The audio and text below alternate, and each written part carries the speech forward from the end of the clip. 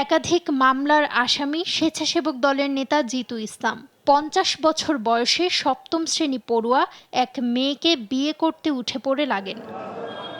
বিয়ের প্রস্তাব পাঠান মেয়ের বাবার কাছে। দরিদ্র রিকশাচালক বাবার মেয়ের ভবিষ্যৎ নিয়ে অনেক স্বপ্ন, তাই মাদক ব্যবসায়ী জিতুর সঙ্গে ছোট্ট মেয়েকে বিয়ে দেওয়ার কথা চিন্তাও করতে পারেননি তিনি।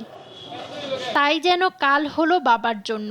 গেল শনিবার সকালে কাজে বের হওয়ার সময় জিতু আবারও রিকশাচালক শাকিলকে চেপে ধরে তার মেয়েকে বিয়ে করতে।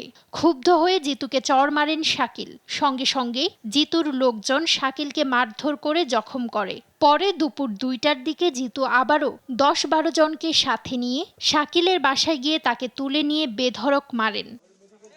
মুমূর্ষ অবস্থায় শাকিলকে হাসপাতালে ভর্তি করলে সন্ধ্যায় চিকিৎসাধীন অবস্থায় মারা যান শাকিল। বুক ফাটা আহাজারিতে দোষীদের ফাঁসির দাবি জানান স্বজনরা। ৬টার দিকে ওদের দলে একটা লোক আসে বলতেছে তোর ভাই তো আর নাই, তোর ভাই করে মারতে মারতে মারে ফেলে দিছে, তোর ভাই আর নাই। উনি বিএমপির লোক দেখে কি যা ইচ্ছা তাই করবে।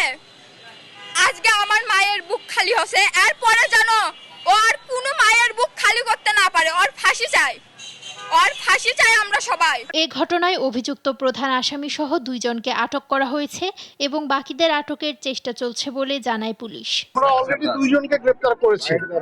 এখানে যে ওনাদের যে বক্তব্য, যিনি মূল আসামি জিতুকে অলরেডি আমরা গ্রেফতার করেছি, সঙ্গে আরেকজনকে আমরা গ্রেফতার করেছি। আমরা তথ্য যাচাই বাছাই করছি। স্বেচ্ছাসেবক দলের নেতা জিতুর বিরুদ্ধে এর আগেও হত্যা, ডাকাতি ও মাদক সহ ৫টি মামলা চলমান আছে। চাঞ্চল্যকর এ হত্যাকাণ্ডে এরই মধ্যে জিতুকে দল থেকে বহিষ্কার করা হয়েছে। নিউজ ডেস্ক, দেশ টিভি।